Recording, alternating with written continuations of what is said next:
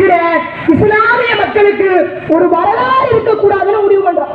அப்படி வரலாறு இருக்கக்கூடாது என்றால் அதற்கு ஆதாரமாக விளங்குகிற பள்ளிவாசல்கள் இருக்கக்கூடாதுன்னு முடிவு பண்றான். பள்ளிவாசல்களை உணர்த்தெரியணும், தகர்த்தெறியணும் முடிவு பண்றான். அதனால தொடர்ச்சியாக எல்லா பள்ளிவாசல்களின் மீதும் குறி வச்சுட்டு அந்த பாஜக அரசு இங்கே இருக்கக்கூடிய இஸ்லாமியர்களுக்கு குடியுரிமை தர முடியாது என மறுத்தத பாஜக அரசு. அது எப்படிங்க சிஏனா வெளிநாட்டில் இருக்கக்கூடிய இஸ்லாமியர்களுக்கு தானே பொருந்தும், அது பாகிஸ்தான் இஸ்லாமியர்களுக்கு தானே பொருந்தும், அது ஆப்கானிஸ்தான் இஸ்லாமியர்களுக்கு தானே பொருந்தும். என்னுடைய குடியுரிமை எப்படி வழிபோகும்னா வெறும் சிஏ என்கிற சட்டத்தை இந்த அரசு கொண்டு வருவதை விட மிகப்பெரிய பிரச்சனை என்ஆர்சின்னு ஒண்ணு கொண்டு வர, என்பிஆர் ஒண்ணு கொண்டு வர.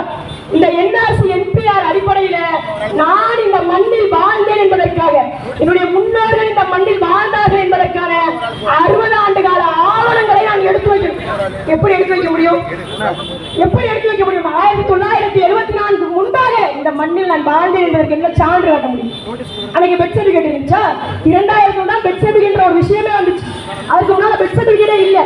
எப்படி நிரூபிக்க முடியும்? அப்ப என்ஆர்சி படி நான் அகதியாகிறேன், எல்லாரும் என்ஆர்சி படி அகதியாயிடுவான், இந்த மக்களும் என்ஆர்சி படி அகதியாயிடுவான். ஆனா சிஏஏ படி அவர்கள் மீண்டும் இந்திய குடியை பெறுவார்கள், இஸ்லாமிய மக்கள் பெற மாட்டாங்க. அதனாலதான் இந்த சிஏஏ என்ஆர்சி என்பிஆரை நம்ம எதிர்க்கிறோம். அப்ப இந்த பாஜக அரசை வேரோடும் வேரடி மண்ணோடும் இந்த மண்ணில் இருந்து பிடிங்கி வைக்கணும். பாஜக என்பது மாற்றப்பட வேண்டிய கட்சி இல்ல, பாஜக என்பது துடைத்து எரியப்பட வேண்டிய கட்சி. அந்த பாஜகவை நாம் துடைத்து எறிவதற்காக நான் யாருக்கு வாக்கு சொல்ல போறேன்னா இந்தியா கூட்டணிக்கு வாக்கு சொல்ல போறேன் நீங்க நினைக்கும். உங்க அண்ணா சீமான் அவர்கள் நாம் தமிழர் கட்சி நீங்க வாக்க பிரிக்கிறீங்க, நீங்க மோடிக்கு ஆதரவாக இருக்கிறீங்கன்னு நீங்க நினைக்கலாம். ஏன்னா இப்படி ஒரு விசா பரப்புரை தான் இந்த களத்துல செய்யப்படும். ஏன்னா 2021 சொன்னாங்க நாம் தமிழர் ஓட்டு போடுறாங்க, பிஜேபி உள்ள வந்துடும், நாம் தமிழர் ஓட்டு போடுறாங்க, பிஜேபி உள்ள வந்துடும். ஐயா எடப்பாடி பழனிசாமி பாஜகவோடு கூட்டணி வைத்திருந்த போது கூட இத்தனை முறை ஐயா மோடி தமிழ்நாட்டிற்கு வந்ததாக நீங்கள் செய்திகள் பார்க்க முடியாது. ஆனால் சிறுபான்மையினுடைய பாதுகாவலர் பெருமரியாதைக்குரிய ஐயா முத்துவேல் கருணாநிதி ஸ்டாலின் அவருடைய ஆட்சி காலத்தில் எத்தனை முறை ஐயா மோடி தமிழ்நாட்டுக்கு வந்து போயிட்டாரு. எதிர்கட்சியாக இருந்தபோது கருப்பு கொடி பிடித்தவர்கள் ஆளுங்கட்சியாக இருந்தபோது வெள்ளை கொடை பிடிக்க வேண்டிய அவசியம் என்ன? அறிவு சிறந்த பெருமக்களே, என்ஐஏ என்கிற சட்டம், national investigation agency amendment act 2019, தேசிய புலனாய்வு முகமை திருத்த சட்டம் 2019. இந்த சட்டத்தின் மூலமாகத்தான் பாப்புலர் ஃப்ரண்ட் ஆஃப் இந்தியா என்கிற ஒரு அமைப்பு தடை செய்யப்பட்டது. பல இஸ்லாமியர்கள் இன்றைக்கு எந்த கேள்வி கேட்பாருமின்றி மாநில அரசுக்கு கூட தெரியாமல் கைது செய்யப்படுகிறார்கள் என்றால் அதற்கு காரணம் இந்த என்ஐஏ சட்டம் தான். இந்த சட்டத்தை கொண்டு வந்தது முதலாக காங்கிரஸ், அதை செயல்படுத்தியது பாஜக. அப்படி பாஜக செயல்படுத்தும் பொழுது நான் எனக்காக அனுப்பிய சிறுபான்மையுடைய பாதுகாவலர் என்று நான் நம்பி அனுப்பிய இந்த மண்ணிலே நாங்கள் தான் மோடியை எதிர்க்கிறோம் என்று பேசிய திராவிட முன்னேற்ற கழகத்தில் 38 நாடாளுமன்ற உறுப்பினர்கள் நாடாளுமன்றத்தில் இருந்தால் எதிர்த்து வாக்கு செலுத்தி இருக்கணுமா இல்லை? ஏன்னா வெறும் முக ஸ்டாலின் என்று இருந்தவர் இன்றைக்கு முத்துவேல் கருணாநிதி ஸ்டாலின் ஆகிய நான் என்று பதவி ஏற்றார் என்றால் அதற்கு காரணம் இருக்கக்கூடிய இஸ்லாமிய மக்களுடைய வாக்கு. அந்த வாக்கிற்கு, அந்த நம்பிக்கைக்கு, அந்த மாறாத பட்டிற்கு அவர்கள் உண்மையாக இருந்திருக்கணுமா இல்லை? திரிணாமுல் காங்கிரஸ் எம்பி, மேற்கு வங்கத்தில் திரிணாமுல் காங்கிரஸ் எம்பி எழுந்து கேட்கிறார், ஐயா இந்த சட்டம் இஸ்லாமியர்களுக்கு எதிராக இருக்குமோ என்று நான் அஞ்சுகிறேன் என்றார். அப்ப அதற்கு உள்துறை அமைச்சர், நாட்டினுடைய உள்துறை அமைச்சராக இருந்த அமித்ஷா பதில் சொல்றாங்க, இந்த சட்டம் இஸ்லாமியர்களுக்கு மட்டும் எதிரானது அல்ல, இந்த சட்டம் தமிழ் அமைப்புகளுக்கும் எதிரானதுதான் என்று சொல்றார். அப்ப 38 பேர் அனுப்பி வச்சிருந்தோம். 38 பேர் எங்களுடைய உரிமைகளை பாதுகாப்பார்கள், எங்களுடைய உடைமைகளை பாதுகாப்பார்கள், எங்களுக்கு உணர்வுகளுக்கு மதிப்பளிப்பார்கள் என்று அனுப்பி வச்சிருந்தோம். 38 பேரில் ஒருவர் கூட எதிர்த்து வாக்கு செலுத்தவில்லை என்பதை விடுங்க, ஆதரித்து வாக்கு செலுத்தினார்கள். ஆதரித்து என்ன என்ற சட்டத்தை ஆதரித்து வாக்கு செலுத்தினாங்க. இந்த நாகப்பட்டினம் தொகுதியுடைய எம்எல்ஏ எங்கள் ஆளுநர் ஷானவாஸ் சொன்னாரு, இவர்கள் எதிர்த்து வாக்கு செலுத்தின, ஆதரித்து வாக்கு செலுத்தினதுக்கு இது திராவிட முன்னேற்ற கழகம் செய்த மிகப்பெரிய பிழை அப்படின்னு எங்க அண்ணா ஆளுநர் ஷானவாஸ் நக்கீரன்ல 6 வருஷத்துக்கு முன்னாடி கொடுத்த பேட்டியில சொன்னார். அதுக்கு எங்க அண்ணா சப்பு சட்டம் கட்டினார். என்னன்னா, இந்த சட்டம் காங்கிரஸ் கொண்டு வந்த சட்டம், இந்த சட்டத்தை ஒருவேளை திராவிட முன்னேற்ற கழகமும் காங்கிரசும் கம்யூனிஸ்டும் எதிர்ப்பார்கள் என்று சொன்னால் நீங்கள் இந்த நாட்டின் தீவிரவாதிகள் என்று அமித்ஷா சொன்னாரா எங்க அண்ணன் ஆராசா ஓட்டு போட்டான். அதனால ஐயா இந்த தொகுதியுடைய எம்பி ஓட்டு போட்டார், ஆதரிச்சு ஓட்டு போட்டாராம். புயல் காத்துல உட்காந்து பொறிக்கல சாப்பிட கூட நம்ப மாட்டேன். ஆனால் இவர்கள் சொல்றாங்க நாங்க அதனாலதான் என்னையவா ஆதரிச்சோம். சிஏஏ ஒட்டுமொத்த மக்களும் ஷாஹின் பாக்கள், எத்தனை ஷாஹின் பாக்கள் இவர்கள் வெளியிடப்பு செஞ்சாங்க. நீங்க சொல்லுவீங்க 11 எம்பிக்கள் ஆதரிச்சு வாக்கு சொல்லிருக்காங்க. ஐயா லோக்சபாவில் எல்லாம் வெளிநடப்பு.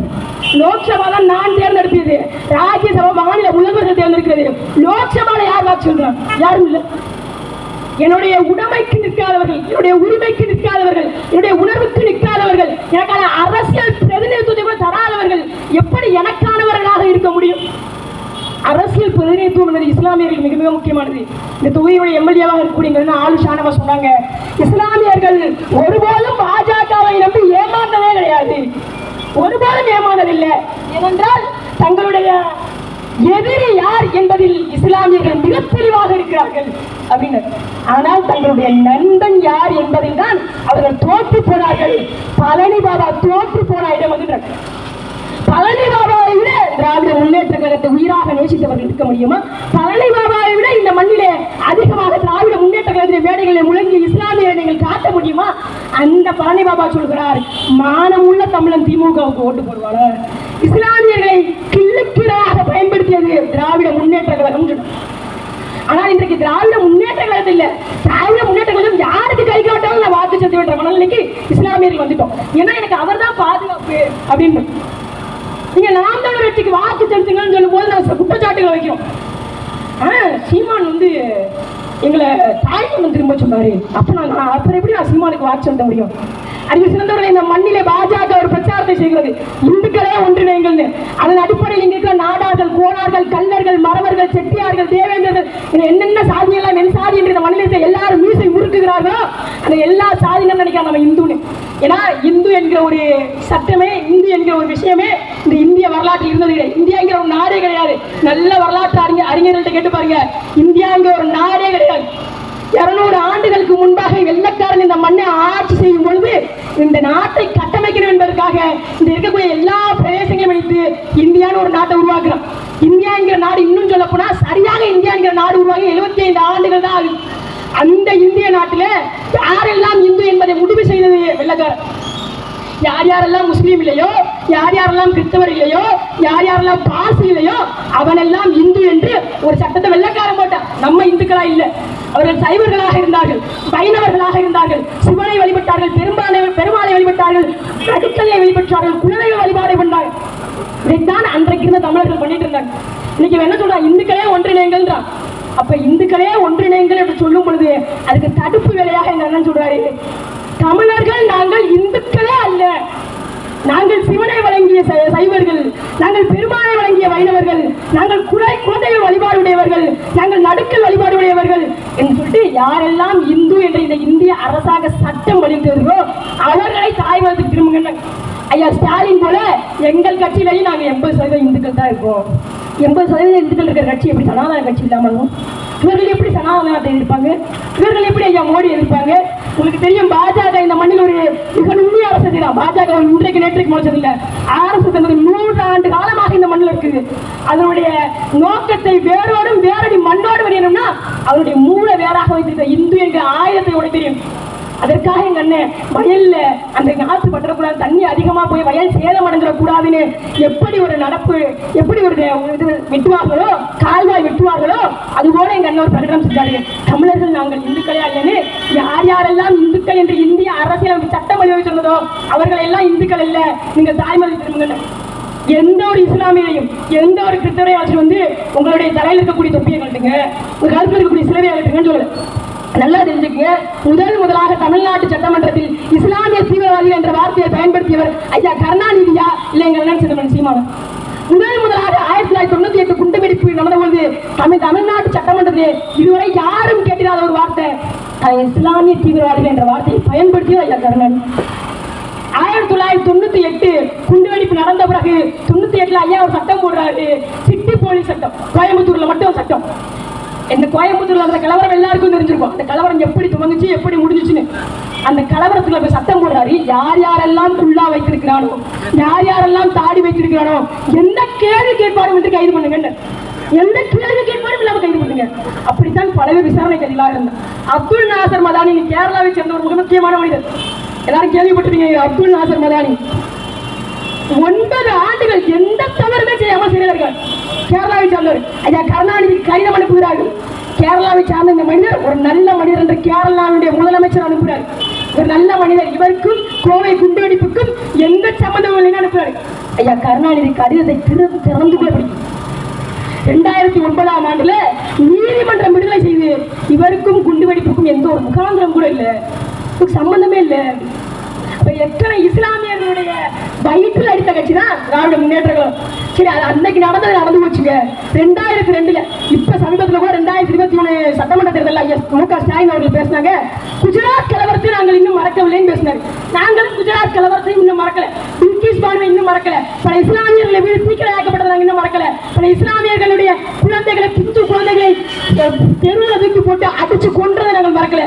ஆனால் அதே குஜராத் கலவரம் நடந்த போது மோடிக்கு எதிரான நம்பிக்கையில்லா தீர்மானம், குஜராத்தில் மோடி முதலமைச்சராக இருந்த பொழுது மோடிக்கு எதிரான நம்பிக்கையில்லா தீர்மானம் கொண்டு வந்த போது மோடியை ஆதரித்த திமுகவே நாங்கள் ஐயா முரசொலி மாறன் பேசினார். திமுகவின் முரசொலி மாறன் பேசினார், குஜராத்தில் கடவுளின் ஆட்சி நடைபெறுகிறது. யார்? மோடியுடைய ஆட்சி. குஜராத்தில் கடவுளின் ஆட்சி நடைபெறுகிறது, நாட்டை துண்டாட நினைப்பவர்கள் மட்டுமே ஒடுக்கப்படுகிறார் என்று பேசிய ஐயா முரசொலி மாறன். இவர்கள் இந்த மண்ணில் பாஜகவே எதிர்க்கப்படுறாங்களா? நீங்க எதிர்க்கப்படுறாங்களா? இவர்கள் எதிர்த்திருக்கிறார்களா? ஏதாவது ஒன்று என்னையெல்லாம் ஆதரிச்சாங்க, சிஏஎல்லாம் வெளியிட பண்ணாங்க. எது ஒன்று இதுவரை திராவிட முன்னேற்ற கழகம் பாஜகவை வலுவாக எதிர்த்திருக்கு. ஏதாவது ஒன்று சொல்ல முடியுமா? ஏதாச்சும் ஒன்று? எது ஒன்றிலும் இல்லை. குஜராத் கலவரம் முடிந்தது. குஜராத் கலவரம் முடித்த ஐயா கருணாநிதி அவர்கள் கேட்கிறாங்க, ஒரு பொறுப்புள்ள மாநில முதல்வராக இருந்திருக்கிறார், இஸ்லாமிய மக்களுடைய அத்தனை வாக்குகளை முழுமையாக பெறுகிற திராவிட முன்னேற்ற கழக தலைவராக இருக்கிறார், என்ன பதில் சொல்லியிருக்கணும்? அது மிகப்பெரிய ஒரு துன்ப சம்பவம் சொல்லியிருக்காங்க. அன்னைக்கு பாஜகவோடு கூட்டணியில் இருந்தாங்க. அதுவரையும் முதலாக 98 பாஜக முதல் முறையாக இந்த மண்ணில் ஆட்சி அமைக்குது. அதுக்கு முன்னால பாஜக என்கிற கட்சி இந்திய மண்ணை ஆண்டதே கிடையாது. 98 ஆட்சி அமைக்கும் பொழுது அம்மையார் ஜெயலலிதா அவர்களுடைய துணையோடு ஆட்சி அமைக்கிறார். 6 மாத காலம் நிறைவு செய்ய முடியல வாஜ்பாயினால். 6 மாத காலத்தை நிறைவு செய்ய முடியல. அந்த ஆட்சியை அது கவிழ்ந்தவுடனே ஓடி போய் தாங்கி பிடித்தவர் நீங்கள் நம்புகிற சிறுபான்மையினுடைய பாதுகாவலர் ஐயா கருணாநிதி அவர்கள். தாங்கி பிடிச்சதே காரணம் சொன்னாரு, right person wrong party, right person in wrong party. சரியான மனிதர் தான் தவறான கட்சியில் இருக்காருன்னு நாங்கள் போய் ஆதரிச்சோம். அது எப்படிங்க சரியான மனிதன் தவறான கட்சியில் இருக்க முடியும்? இவருடைய கொள்கையும் கோட்பாடும் படுத்தின ஒரு கட்சி இருக்கும். இந்த கட்சியில் நான் இருக்கேன்னா இந்த கட்சியுடைய கொள்கையையும் கோட்பாடை நான் உள்வாங்கி இருக்கேன் என்றதான பொருள். அதான பொருள். எப்படி ஒரு சரியான மனிதன் தவறான கட்சியில் இருக்க முடியும்? 2004 வரை வாஜ்பாய் என்கிற பாஜக அரசு அந்த மண்ணில இருந்ததற்கு காரணம் ஐயா கருணாநிதி. 2001 சாரணர் இயக்க தேர்தலில் கூட வெல்ல முடியாத உயர் நீதிமன்றத்தாலேயே மனநோயாளி என்று சான்றளிக்கப்பட்ட ஐயா ஹெச் ராஜாவை முதலாக 4 சட்டமன்ற உறுப்பினர்களை பாஜக தான் முதலாக பாஜக 4 சட்டமன்ற உறுப்பினர்களை முதல் முறையாக சட்டமன்றத்துக்கு அனுப்பியது ஐயா கருணாநிதி. திராவிட முன்னேற்ற கழகம் ஞாபகம் இருக்கா? கலைஞரின் ஆசி பெற்ற சின்னம் தாமரை 2001 முழுக்க தெருவா ஒட்டியிருந்தாங்க. நான் ஒன்றை கேட்கிறேன் அன்பார்ந்த இஸ்லாமிய மக்கள்கிட்ட, நாளைக்கு பாஜக ஆட்சி அமைப்பதற்கு வெறும் 39 இடங்கள் தான் தேவைப்படுகிறது. இந்த 39 இடங்களையும் நீங்க திமுக கூட்டணியை வெளியே வச்சுக்கீங்க. அப்படி ஒரு சூழல் வரும்பொழுது திமுக பாஜகவோடு போகாது என்று யாராவது ஒருத்தர் பார்த்து தர முடியுமா? எங்களுடைய அண்ணன் செந்தமிழன் சீமான் அவர்கள் சொல்கிறார்கள், எந்த காலத்திலும் தேசிய கட்சிகளோடும் திராவிட கட்சிகளோடும் கூட்டணி இல்லைன்னு. இதுவரைக்கும் ஐயா முத்துவேல் கருணாநிதி ஸ்டாலின் அவர்கள் எந்த காலத்திலும் பாஜகவோடு கூட்டணி கிடையாது. பேசியிருக்கிறாரா? ஏன் பேசல? ஏன் பாஜக எங்க கட்சியை இவ்வளவு பெரிய சிக்கல்?